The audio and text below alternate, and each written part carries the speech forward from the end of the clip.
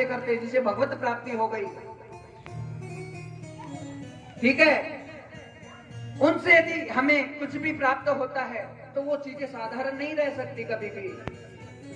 महाराज आज जो है नारद जी ने जब एक दिन कथा का श्रवण किया तो थोड़ा सा अच्छा लगा उन्हें, ज्यादा नहीं। दूसरे दिन कथा प्रारंभ हुई, दूसरे दिन उनका और ज्यादा मन लगने लगा। देखो हाथों हाथ बीमारी जाती नहीं है, परेशानी इतनी भारी होती, आने में टाइम नहीं लगता लेकिन परेशानी जाने में बहुत समय लगता है। तो जब नारद जी दूसरे दिन बैठे तो उन्हें और थोड़ा सा आनंद हुआ। तीसरे दिन कथा बढ़ी तो और उन्हें आनंद की प्राप्ति होने लगी, उनके मन में उत्साह होने लगा भागवत के प्रति, उनके जो रोम है वो पुलकायमान होने लगे, रोमांचित होने लगे। नारद जी उन्हें आनंद आने लगा कि हा भगवान की ऐसी अद्भुत अद्भुत कथाओं का श्रवण मेरे कर्णपुटों को आनंदित कर रहा है। 3 दिन निकल गए और चौथे दिन का चमत्कार मात्र शक्तियों सुनती रह जाओगी। भागवत प्रमाण करके कह रही है कि चौथे दिन की कथा हुई और चौथे दिन जैसे ही बाल कृष्ण के जन्म का समय आया, ठाकुर जी का जन्मोत्सव मनाने जाने लगा, उसी समय साथ साथ ब्रह्मा जी आकाश मार्ग से सारे देवताओं को लेकर आ गए और उसी पंडाल पे पुष्पों की वर्षा करने लग गए। और उसी पंडाल में जो भक्ति वृंदावन के तट पे बैठी थी, आज गंगा जी के तट पर आ गई और आके अपने दोनों पुत्र ज्ञान और वैराग्य के साथ में नृत्य करने लग गई है। बोलो भागवत भगवान की। नारद जी प्रसन्न हो गए और सनकादि ऋषियों को इतना इतना इतना आशीर्वाद दिया कि महाराज मेरी इतनी बड़ी समस्या थी, मेरे पिता प्रसन्न नहीं थे, आत्मसंतुष्टि नहीं हो रही थी, बड़े दुखी हो रहे थे, आज उनकी इतनी बड़ी परेशानी का समाधान कर दिया। और महाराज भक्ति ज्ञान और वैराग्य के साथ में नृत्य करने लग गई। अब ध्यान से सुनना, भक्ति करने वाले एक नहीं करोड़ों हैं, अरबों हैं, सब अपने मन के हिसाब से भक्ति करते हैं, लेकिन सबकी भक्ति फलित नहीं होती। लाखों करोड़ों में एक की भक्ति फलित होती है। वृंदावन जाते हैं तो राधे राधे करने वालों की कमी नहीं मिलेगी। राधे राधे चल रहा है लेकिन तंबाकू यहाँ पे दबी हुई है। हाँ, भजन चल रहा है लेकिन बीड़ी हाथ में है।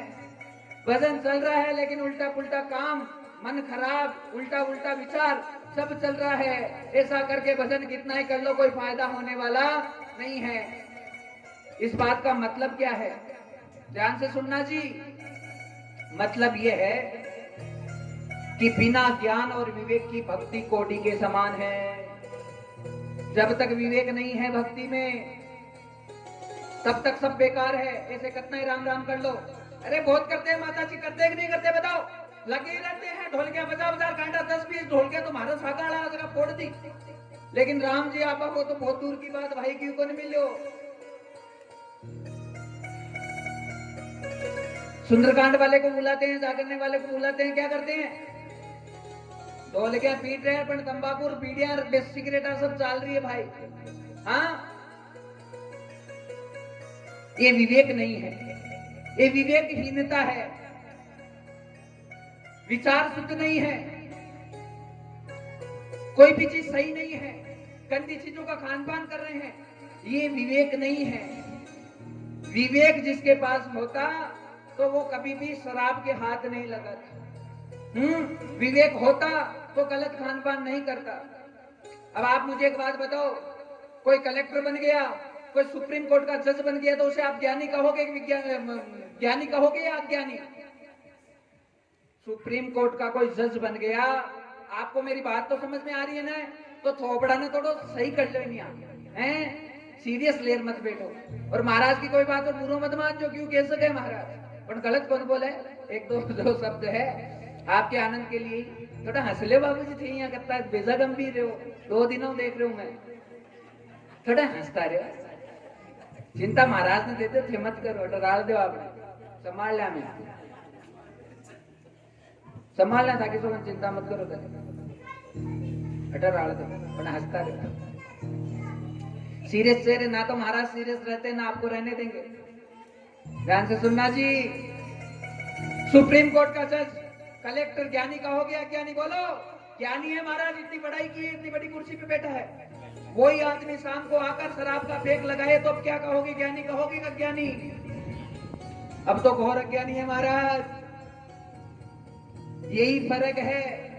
भक्ति सब कर रहे हैं लेकिन अंधाधुंध भक्ति कर रहा है, और अंधी भक्ति कभी भी फल और परिणाम नहीं दे सकती, कुछ भी नहीं मिलेगा। तभी अभी प्रवचन शुरू करने से पहले बात यही निकली कि किसी ज्ञानी गुरु का आश्रय लो, उसके बाद में 10 मिनट का भी भजन करोगे ना माताओं, तो वो फलित हो जाएगा, उसका रिजल्ट आएगा, परिणाम आएगा। और आप 11 का व्रत कर कर हालत खराब कर में कितनी एकादशी कर ली आज तक बता दो? कितने बुधवार कर लिए, कितने मंगलवार कर लिए, कितने शनिवार कर लिए, कितने सोमवार कर लिए? कुछ मिला क्या? बोलो। नहीं मिला महाराज। व्रत का फल आना तो दूर की बात है, भगवान तो मिलना दूर की बात है, व्रत का फल ही हमें प्राप्त नहीं होता है। तो फिर क्यों भूखा मरा?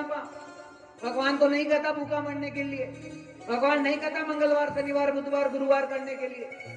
भगवान तो ये कहता है कि भाई एक रोटी खा ले लेकिन पवित्रता के साथ में उसे ग्रहण कर ले, 2 रोटी खा ले, मेरा भजन कर ले, लेकिन उसे पवित्रता के साथ में उसे ग्रहण कर ले, मेरा नाम लेके ग्रहण कर ले।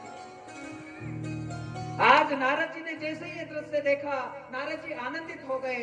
ये भागवत यही बताना चाहती है कि बिना विवेक के साथ में भक्ति नहीं करनी चाहिए। विवेक और ज्ञान होना जरूरी है। ज्ञान कहां से होगा? भक्ति का ज्ञान भागवत से मिलेगा। और भागवत क्या है?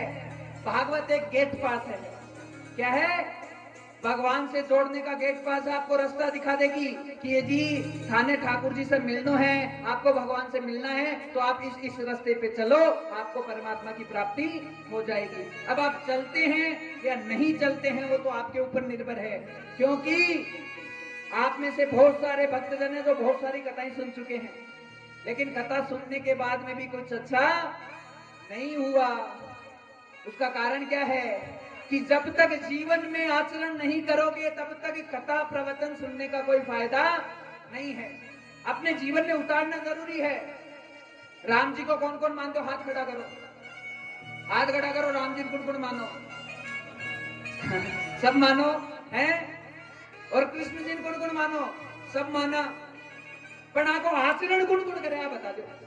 राम और कृष्ण का आचरण कौन करता है ये बताओ। Please tell me about the conduct of the god of the universal power.